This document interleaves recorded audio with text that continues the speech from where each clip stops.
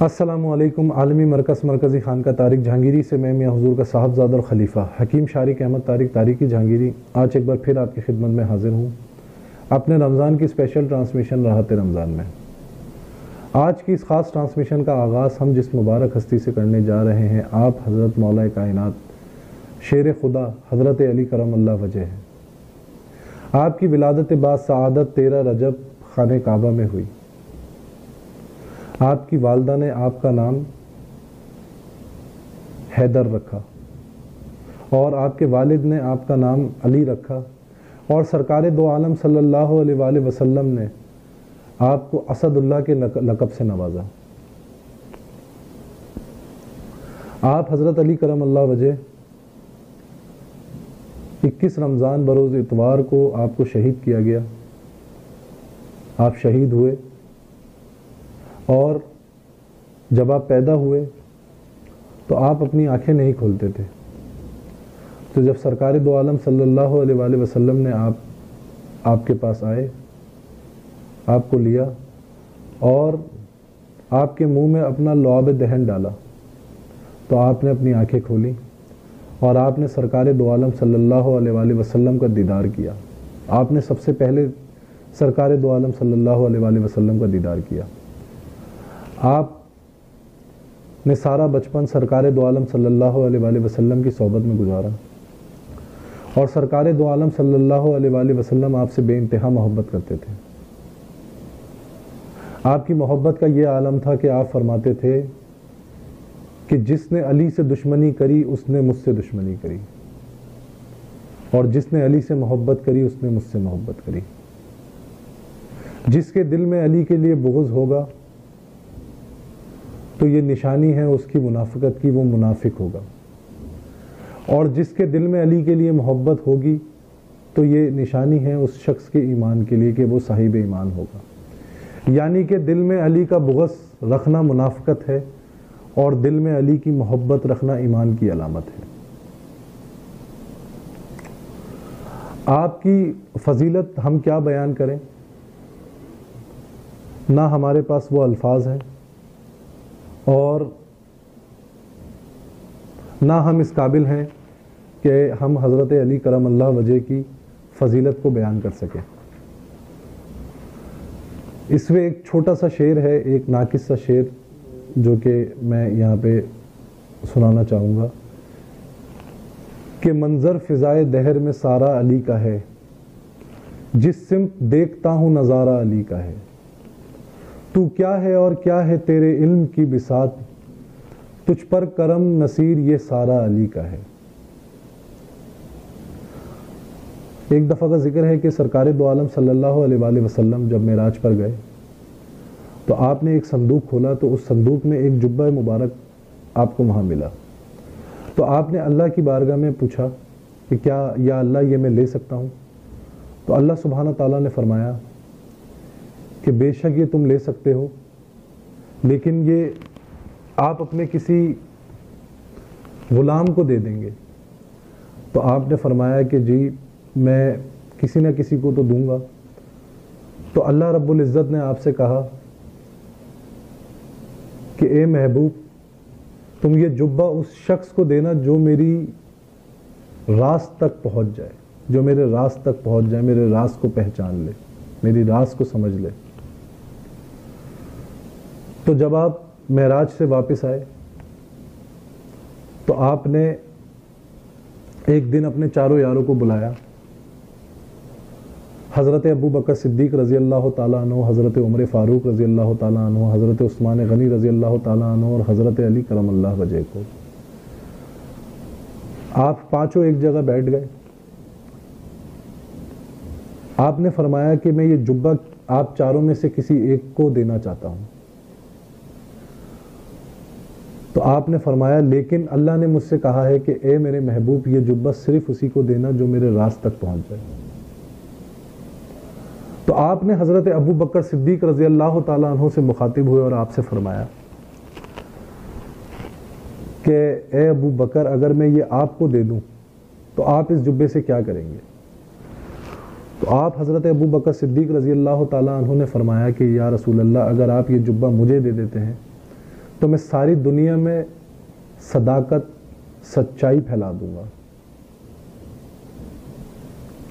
آپ نے فرمایا کہ بے شک بہت اچھی بات کہی آپ نے، لیکن آپ اللہ کے راز تک نہیں پہنچ سکے. پھر آپ حضرت عمر فاروق رضی اللہ تعالیٰ عنہ سے مخاطب ہوئے اور آپ سے فرمایا کہ اے عمر، اگر میں یہ جبت تمہیں دے دوں تو تم کیا کرو گے؟ تو حضرت عمر فاروق رضی اللہ تعالیٰ عنہ نے فرمایا کہ یا رسول اللہ، اگر یہ جبہ آپ مجھے عنایت کریں گے تو میں ساری دنیا میں عدل و انصاف پھیلا دوں گا. تو آپ نے ان کو بھی ان کی اس بات سے سراہا اور ان سے یہ فرمایا کہ اے عمر، تم بھی اللہ کے راز تک نہیں پہنچ سکے. پھر آپ حضرت عثمان غنی رضی اللہ تعالیٰ عنہ سے مخاطب ہوئے اور آپ سے فرمایا کہ اے عثمان، اگر میں تمہیں یہ دے دوں جبہ تو تم اس جبے سے کیا کرو گے؟ تو آپ نے فرمایا، حضرت عثمان غنی رضی اللہ تعالیٰ عنہ نے کہا کہ اے اللہ کے محبوب، اگر آپ یہ جبہ مجھے دے دیں گے تو میں ساری دنیا میں حیا پھیلا دوں گا. تو آپ نے ان کی بھی اس بات کو بڑا سراہا، اور لیکن آپ نے فرمایا کہ اے عثمان، تم بھی اللہ کے راز تک نہیں پہنچ سکے. پھر آپ نے حضرت علی کرم اللہ وجہ کی طرف دیکھا اور آپ کو اپنے پاس بلایا، اپنے پاس بٹھایا، اور پھر آپ سے مخاطب ہوئے کہ اے علی، اگر میں یہ جبہ تمہیں دے دوں تو تم کیا کرو گے؟ تو حضرت علی کرم اللہ وجہ نے فرمایا کہ یا رسول اللہ، اگر آپ یہ جبہ مجھے دے دیتے ہیں تو میں لوگوں کے عیب پہ پردے ڈال دوں گا. اس جبے کے سائے میں ان سارے جو دنیا میں جو لوگ ہیں ان سب کے عیبوں کو چھپا دوں گا. تو سرکار دو عالم صلی اللہ علیہ وآلہ وسلم بہت خوش ہوئے اور آپ سے فرمایا کہ بے شک علی، تم نے اللہ کے راز تک پہنچ گئے.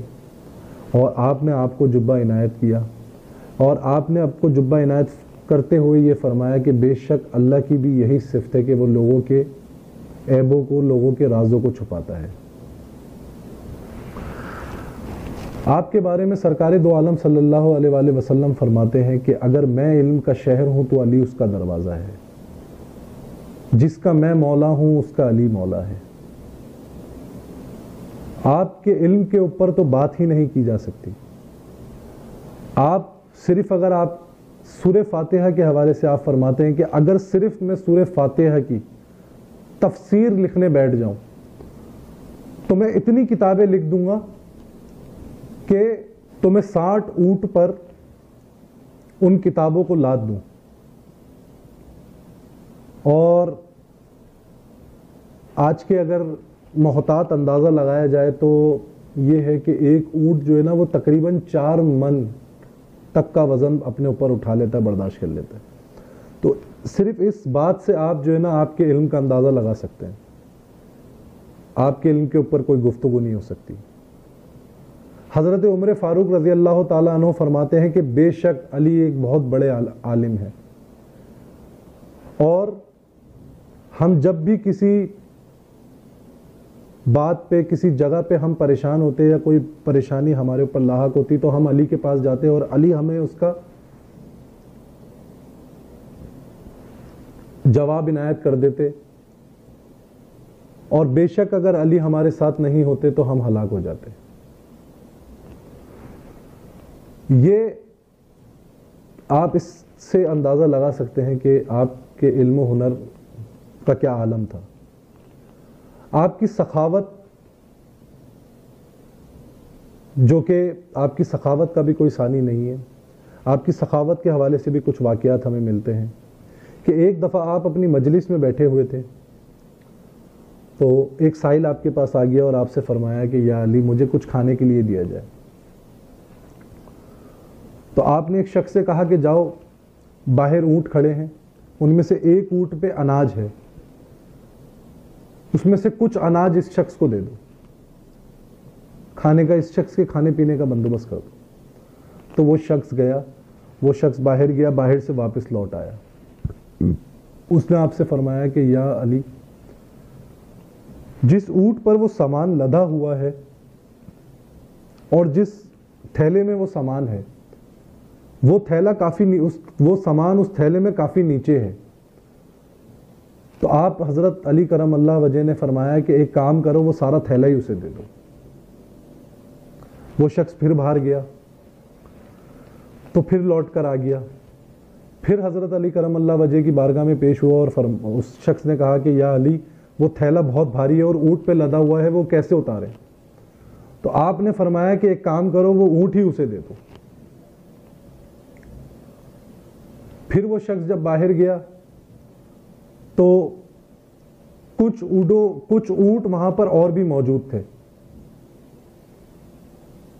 تو وہ جو اونٹ تھا وہ اس اونٹوں کی قطار میں جا کر مل گیا، اور وہ ہر اونٹ ایک دوسرے سے بندھا ہوا تھا۔ وہ شخص بڑا پریشان ہوا، پھر حضرت علی کی بارگاہ میں پیش ہوا اور حضرت علی سے سارا واقعہ احوال بتایا کہ یا علی، وہ اونٹ جو ہے وہ باقی اونٹوں کی قطار میں جا کر شامل مل گیا ہے اور اب اس اونٹ کو ڈھونڈنا مشکل ہے۔ تو آپ نے فرمایا کہ ایک کام کرو، وہ پوری قطار اس کو دے دو۔ تو وہ شخص پوری کی پوری قطار لے کر اونٹ کی وہاں سے روانہ ہو گیا۔ یہ عالم تھا آپ کی سخاوت کا، اور آپ کی سادگی کا یہ عالم تھا کہ آپ کی سادگی کے حوالے سے ایک واقعہ ملتا ہے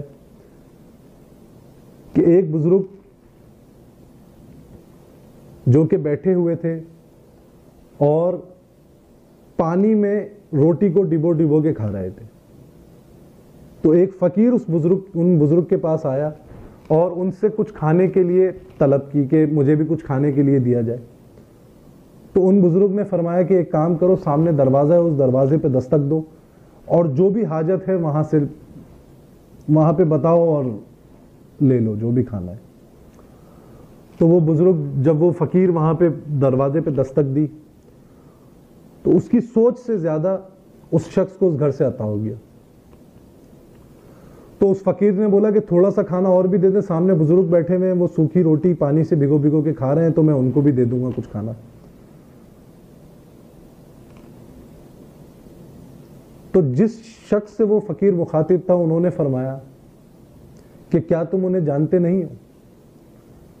وہ حضرت علی ہیں،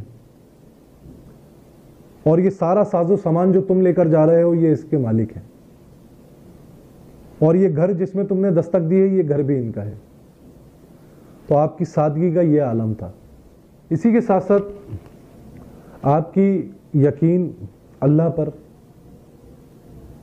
اس کا ہم الفاظوں میں وہ بیان نہیں کر سکتے کہ آپ کا عقیدہ، آپ کی جو ایک اللہ پہ یقین تھا وہ کیسا تھا، اس کو ہم لفظوں میں بیان نہیں کر سکتے، لیکن ایک چھوٹا سا واقعہ جو آپ سے ہمیں سننے کو ملتا ہے، اس سے وہ صرف بتانے کا مقصد یہ ہے کہ اس سے ہماری اصلاح ہو سکے، ہم اصلاح کر سکیں اپنی۔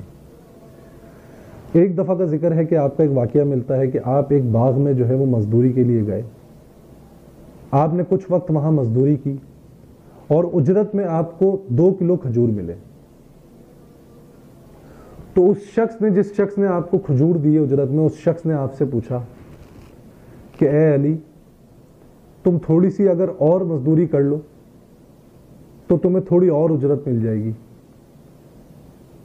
تم ان 2 کلو کھجوروں کا کیا کرو گے؟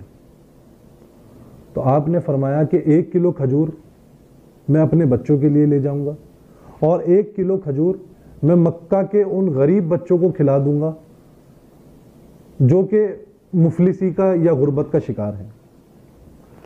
تو اس شخص نے کہا کہ اے علی،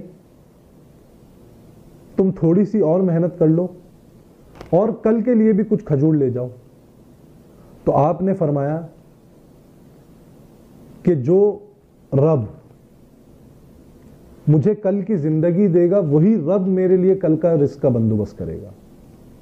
یہ آپ کے یقین کا عالم تھا۔ اور پھر اس شخص نے بولا کہ اس میں کوئی حاجت نہیں ہے، اگر تھوڑا سا اپنے لیے کر لو گے تو حلال روزی ہے، رزق حلال ہی کماؤ گے۔ تو آپ نے فرمایا کہ رزق حلال ہو یا حرام ہو، حرام ہوگا تو عذاب ہوگا اور حلال ہوگا تو حساب ہوگا۔ تو علی وہ کام ہی نہیں کرتا جس میں عذاب ہو یا حساب ہو۔ کیا شان ہے آپ کی!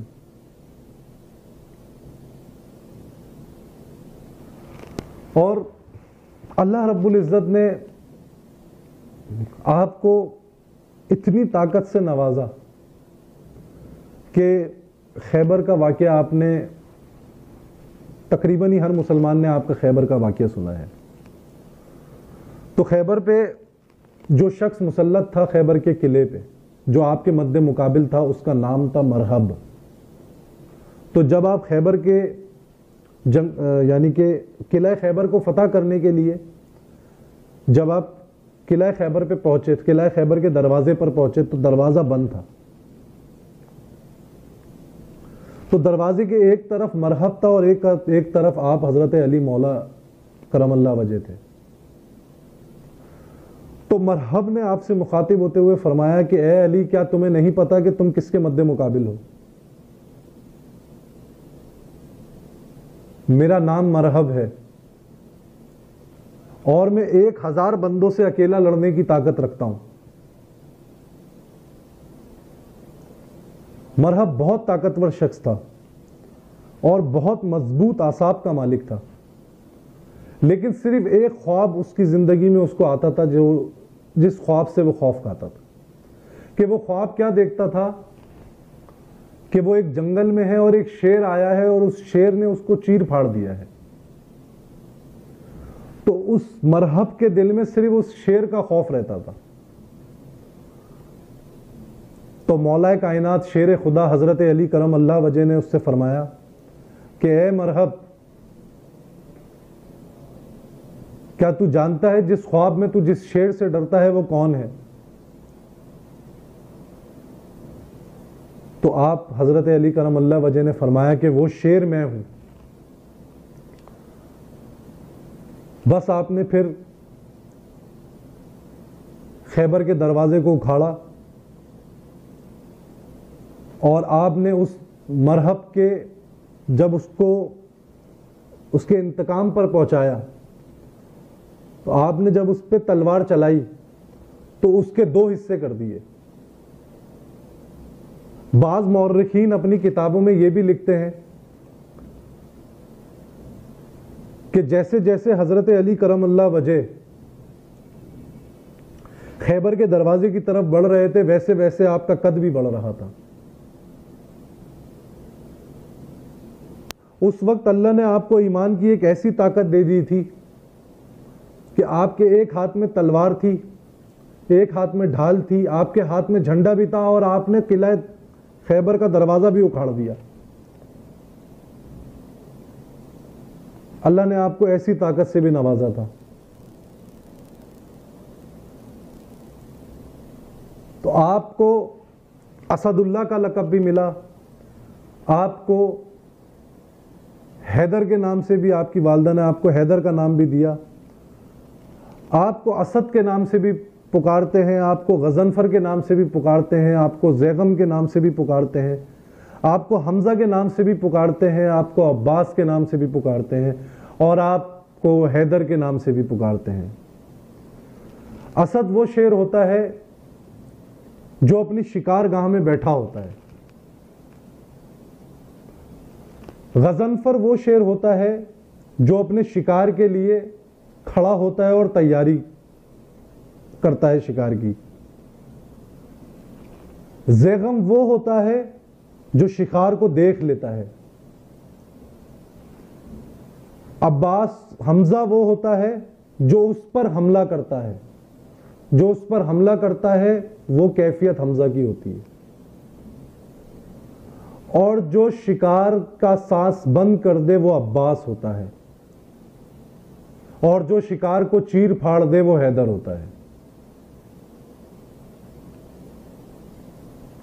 تو آپ مولا کائنات حضرت علی کرم اللہ وجہ کی شان ہم کیا بیان کریں کہ ہمارے پاس الفاظ نہیں آپ کی شان بیان کرنے کو. تو لال شہباز قلندر رحمت اللہ تعالی علیہ کا ایک مشہور شعر ہے جو میں یہاں کہنا چاہوں گا کہ حیدریم کلندرم مستم بندائے مرتضائے علی ہستم پیشوائے تمام رندانم کے سگے کوئے شیر یزدانم چو علی شیخ من زبردستم من غلام علی زبردستم. اللہ رب العزت ہمیں آپ کی سنتوں پہ چلنے کی توفیق عطا فرمائے، آپ کی تعلیمات پر چلنے کی توفیق عطا فرمائے، آپ کا خاص فیضان ہم پہ جاری فرمائے، آپ کی رضامندی ہمارے نصیب میں اللہ ہمیں عطا کرے. شارق بھی آج حضرت علی کا یوم شہادت کا دن ہے، تو آپ کی نسبت سے کوئی روحانی اعمال کے عمل تعلیم فرمائیں اور اس کی زکوٰۃ کا طریقہ کار بھی تعلیم فرمائیں. حضرت علی کی نسبت سے جو عمل منسوب ہوں وہ تعلیم فرمائیں. دیکھیں، ویسے تو جب سرکار دو عالم صلی اللہ علیہ وآلہ وسلم نے یہ فرمایا کہ میں علم کا شہر ہوں اور علی اس کا دروازہ ہے، تو کوئی بھی عمل آپ کی نیت سے کرو گے کامیاب ہو جاؤ گے. بے شک. لیکن 3 عمل میں آپ سے منسوب آپ کو بتا دیتا ہوں جو عام طور پہ لوگ کرتے ہیں. ایک تو جو ہے وہ مندرہ ہے حضرت علی کا، اس کی یہ ہے کہ روزانہ 41 مرتبہ پڑھا جائے 40 دن تک. ایک یہ زکوٰۃ کا طریقہ ہے. اور ایک طریقہ یہ ہے کہ روزانہ 121 مرتبہ پڑھا جائے 40 دن تک. ایک زکوٰۃ یہ ہے. ٹھیک ہے. دعائے حیدری ایک عمل ہے، دعائے حیدری کا. جو شخص دعائے حیدری پڑھنا چاہتا ہے وہ 27 مرتبہ روزانہ 40 دن تک پڑھے تو اس کی زکوٰۃ ادا ہو جائے گی. اور اگر کوئی 21 دن تک پڑھتا ہے تو 21 دن بھی پڑھ سکتا ہے، 28 دن پڑھنا چاہتا ہے 28 دن بھی پڑھ سکتا ہے.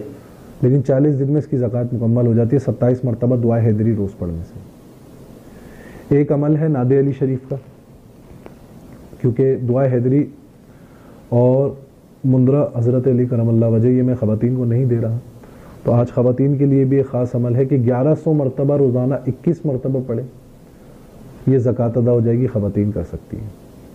ٹھیک ہے. 21 دن تک 1100 مرتبہ.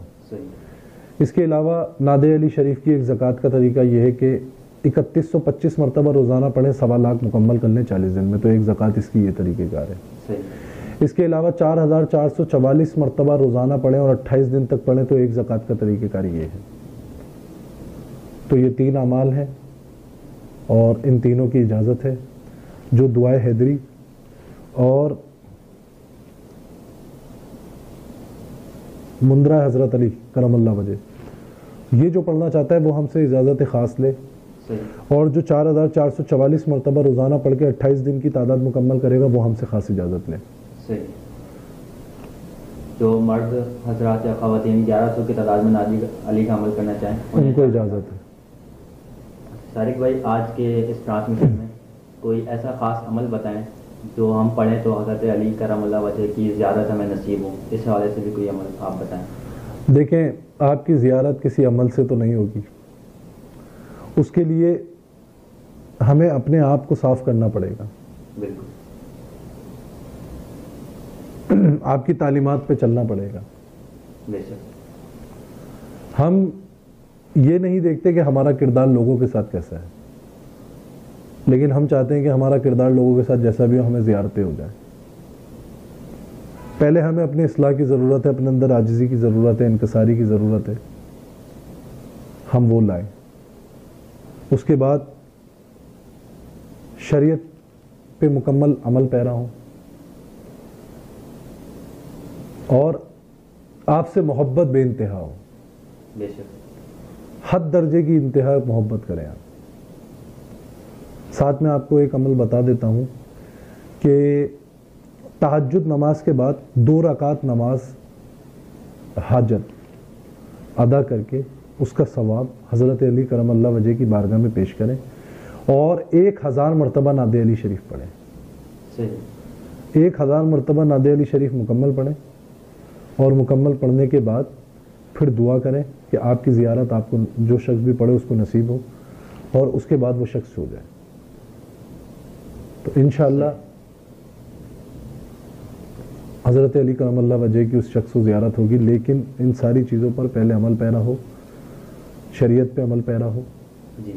کسی کے لیے بغض اپنے دل میں نہ رکھے، کسی کے لیے قناعت نہ رکھے، کسی کے لیے دشمنی نہ رکھے، کسی قسم کا تکبر نہ ہو، نہ علمی تکبر ہو، نہ دولت کا تکبر ہو، نہ اپنے کسی ہنر پہ تکبر ہو. تو انشاءاللہ ضرور زیارت ہوگی حضرت علی کرم اللہ. بہت شکریہ، جزاک اللہ. بہت سے لوگ ہیں جسمانی بیماری کا شکار رہتے ہیں، طرح طرح کی بیماریاں انہیں لگ جاتی ہیں، تو حضرت علی کی نسبت سے کوئی ایسا خاص مجرب عمل بھی آپ تعلیم فرمائیں جو کہ جسمانی بیماریوں کے لیے بھی مفید ہو، یہ بھی آپ بتائیں. دیکھیں، ایک عمل میں پہلے بتا چکا ہوں، وہ بڑا باکمال عمل ہے کہ جو شخص بھی کسی بھی جسمانی مرض کا شکار ہو، کسی بھی جسمانی مرض کا شکار ہو، سر سے لے کر پیر تک کسی بھی جسمانی مرض کا شکار ہو، وہ یا شافی ہو یا کافی ہو یا باقی ہو، بحق یا ناد علی، بحق یا ایھا النبی، بحق لا الہ الا اللہ محمد رسول اللہ، یہ 313 مرتبہ پڑھ کے پورے عقیدے، پورے یقین کے ساتھ پانی پہ دم کر کے پیے تو انشاءاللہ وہ شخص شفا یاب ہو جائے گا. اور کتنا ہی خطرناک، کتنا ہی شدید، کتنا ہی پرانا مرض کیوں نہ ہو، وہ مرض ختم ہو جائے گا. لیکن شرط یہ ہے کہ کامل یقین کے ساتھ کرنا ہے. تو انشاءاللہ وہ شخص لازمی شفا یاب ہوگا جو شخص پورے یقین کے ساتھ اس عمل کو کرے گا. میں نے ناد علی کو اپنے ساتھ، اپنی ذات، میری ذات سے اگر میں یہ بتاؤں کہ ایکسپیرینس کیسا رہا ناد علی کا، تو نہ میں نے ناد علی کبھی میاں حضور سے مانگی کہ مجھے پڑھنی ہے، اور نہ ہی میاں حضور نے مجھ سے خود سے عطا کی کہ ناد علی پڑھا کرو. میرے ساتھ ایک حادثہ سرزد ہوا، ایک واقعہ سرزد ہوا میرے ساتھ، تو اس کے بعد میاں حضور نے بولا کہ اب تم ناد علی پڑھنا شروع کرو.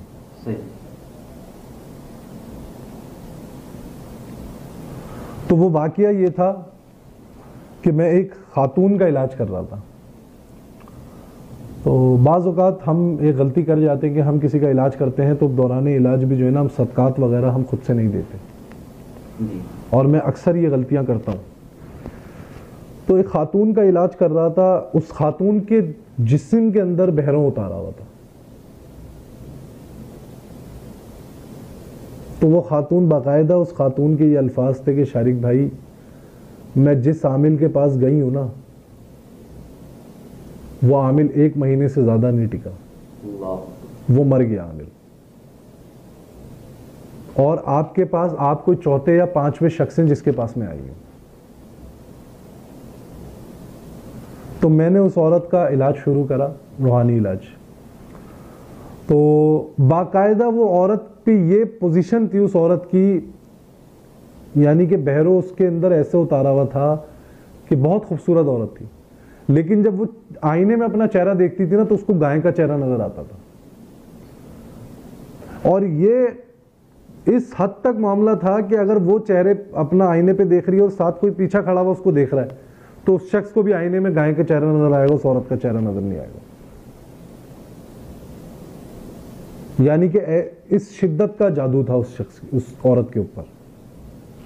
تو میں اس کا علاج کر رہا تھا، میں نے اس کی کاٹ کری، میں نے اس کو ہانڈی وغیرہ دی، ہانڈی پڑھ کے دی. تو جس دن میں نے اس کو ہانڈی پڑھ کے دی اور میں نے بولا کہ اس کو جس طریقے سے، جس ترتیب سے بتایا جائے اس ترتیب سے رکھ کے پھر چولہے پہ رکھ دینا.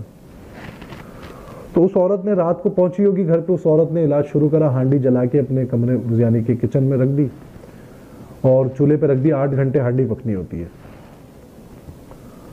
میں سو گیا. گھر آ کر جب میں سویا تو میں خواب میں دیکھتا ہوں کہ میرے پر کوئی چیزیں حملہ آور ہو رہی ہیں، اور میری وائف باقاعدہ خواب میں جو ہے نا مجھے کہہ رہی ہے کہ یہ جو ہے نا بھیروں کا حملہ ہوا ہے، یہ حملہ بھیروں کا ہوا ہے. میری وائف مجھے خواب میں، یعنی کہ پتہ چل جاتا ہے کسی نہ کسی شکل میں، کسی نہ کسی صورت میں، تو میری وائف باقاعدہ مجھے کہہ رہی ہے کہ یہ بھیروں کا حملہ ہے، بھیروں کا حملہ ہے. تو جب میں سو کے اٹھا نا تو میں ناد علی ناد علی ناد علی ناد علی کرتا ہوا اٹھا تھا. حالانکہ اس سے پہلے میں نے کبھی ناد علی نہیں پڑھی تھی، نہ کبھی میں نے کسی ناد علی کی عمل کی یا چلے کی، زکوٰۃ کی میاں سے اجازت لی، نہ میاں نے کبھی مجھے اجازت دی. اور ایسا بھی نہیں ہوا کہ میں ناد علی کے بارے میں پڑھتا ہوا سو گیا اور جو ہے نا وہی میرے ذہن میں تھا، چل وہی میں نے پڑھنا شروع کر دیا. تو میری وائف بتا رہی ہے کہ 10 منٹ سے تم سو رہے ہو اور سوتے سوتے ناد علی ناد علی ناد علی ناد علی ہی پڑھ لے. اور پھر اٹھنے کے بعد بھی میں اپنے آپ کو نہیں روک سکا، 10 منٹ تک میں نے ناد علی ناد علی ناد علی، اس میں ناد علی یہی پڑھتا رہا. تو پھر میاں حضور نے مجھے اجازت دی کہ تم اب اس میں ناد علی پڑھا کرو. سبحان اللہ. تو الحمدللہ اس اسم کی صرف اسم ناد علی کی میں نے یہ کمال دیکھا ہے کہ میں اپنا صدقہ نہیں دیتا علاج کے بعد، صرف اپنے ورد میں اسم ناد علی رکھتا ہوں، اور الحمدللہ آج تک ایسا کوئی میرے سامنے ایسا معاملہ نہیں آیا۔ صحیح۔ لیکن عوام کو جو عاملین حضرات ان کو باقاعدہ لیکن چاہیے کہ صدقات وغیرہ دیں، اپنا بھی ان کو چاہیے کہ صدقات بھی دیں، حصار بھی کریں، ساری چیزیں کریں۔ بالکل۔ جب دوران عمل بیٹھیں تو حصار کر لیں، دوران علاج بیٹھیں تو حصار کر لیں، اور جب عمل مکمل ہو جائے، علاج مکمل ہو جائے تو صدقہ بھی ضرور دیں۔ بالکل۔ گوشت کا صدقہ دے دیں، مرغی کا صدقہ دے دیں، بھینس کے گوشت کا صدقہ دے دیں، گائے کے گوشت کا صدقہ دے دیں، اپنے اوپر سے وار کے چھوٹی بوٹیاں کر کے پرندوں کو کھلا دیں یا جانوروں کو کھلا دیں، لیکن صدقہ ضرور دیں اور حصار لازمی کریں اپنا۔ اور بہترین حصار ہے کہ 11 مرتبہ اول درود ابراہیم پڑھ لیں، 11 مرتبہ آخر درود ابراہیم پڑھ لیں کسی بھی عمل کے لیے، بہترین حصار ہے اس عمل کا۔ آج حضرت علی کے بارے میں ہماری گفتگو ہوئی، تو حضرت علی کے حوالے سے ان کا کوئی ایک ایسی نصیحت، کوئی ان کی حکایت ہو، وہ بھی آپ ہمیں تعلیم فرمائیں۔ دیکھیں حضرت علی کے حوالے سے جو ہے نا، حضرت علی کرم اللہ وجہ کے حوالے سے نماز کے اوپر آپ کی ایک جو ہے نا وہ نصیحت ہے چھوٹی سی، کہ میں نے جب بھی اس نصیحت کو یاد کیا ہے نا تو ایسا لگتا ہے کہ کچھ جو ہے نا ہم نے کیا پڑھا ہے کیا نہیں پڑھا۔ تو یہ نصیحت میں نے جب پڑھی تو جس کو بھی سنائی ہے آج تک جب بھی بتائی ہے وہ کہتا ہے کہ شارق بھائی کمال بات ہے۔ سبحان اللہ۔ حضرت علی کرم اللہ وجہ فرماتے ہیں کہ جب نماز پڑھنے جاؤ اور جب وضو کرو تو وضو میں تمہاری کیفیت ایسی ہونی چاہیے کہ جیسے کوئی نوجوان وضو کر رہا ہے، کوئی نوجوان وضو کر رہا ہے، وضو کی کیفیت ایسی ہونی چاہیے۔ اور جب نماز پڑھنے کھڑے ہو جاؤ مصلی پہ، جب نماز پڑھو تو اس وقت تمہاری کیفیت ایسی ہونی چاہیے کہ کوئی بزرگ نماز پڑھ رہا ہے، یعنی کہ آہستہ آہستہ سے تحمل مزاجی سے نماز پڑھی جائے۔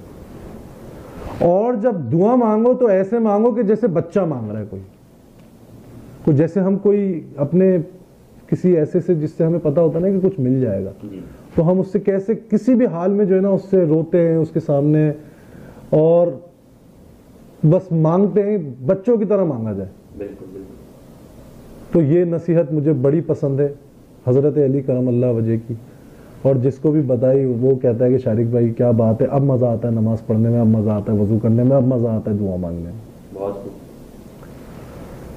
تو خیر ہمیں یہ چاہیے کہ ہم جو ہے نا اپنا قبلہ درست کر لیں۔ ایسے ہی جزاک اللہ۔ محترم دعا فرما دیجیے۔ السلام علیکم۔ بسم اللہ الرحمن الرحیم۔ اللہم صلی علی محمد وعلی آل محمد کما صلیت علی ابراہیم وعلی آل ابراہیم انک حمید مجید۔ اللہم بارک علی محمد وعلی آل محمد کما بارکت علی ابراہیم وعلی آل ابراہیم انک حمید مجید۔ یا رب العالمین، یا رحمت للعالمین، یہ جو لوگ ہمیں اپنی تکلیفیں بتاتے ہیں، اپنی پریشانیاں بتاتے ہیں، جن لوگوں نے ہمیں دعا کا کہا، یا رب العالمین تو سب کے دلوں کا حال جانتا ہے۔ یا رب العالمین تو ان سب کی تمام حاجتوں کو قبول فرما۔ یا رب العالمین ان کی زندگیوں سے تمام تر دکھ، درد، تکلیف، بیماری، پریشانیوں سے ان کو نجات دلا۔ یا رب العالمین ان کے دلوں میں، ان کے گھروں میں، ہمارے دلوں میں، ہمارے گھروں میں اپنی نعمتیں، اپنی رحمتیں، اپنی برکتوں کا نزول فرما۔ یا رب العالمین، یا رب العالمین میاں حضور کو عمر خضری عطا فرما۔ میاں حضور کا سایہ تادیر ہمارے سروں پر قائم و دائم فرما۔ میاں حضور کو جوڑ جوڑ توانائی عطا فرما۔ یا رب العالمین ہمیں استقامت کے ساتھ چلنے کی توفیق عطا فرما۔ یا رب العالمین اسی طرح میاں حضور کے سلسلے کو فیضان ہم سب کے اوپر عطا فرما، ہم سب کے لیے عطا فرما۔ یا رب العالمین، یا رحمت للعالمین ہمارا خاتمہ بالخیر فرما۔ سبحان ربک رب العزت عما یصفون وسلام علی المرسلین والحمد للہ رب العالمین برحمتک یا ارحم الراحمین بحق لا الہ الا اللہ محمد الرسول اللہ۔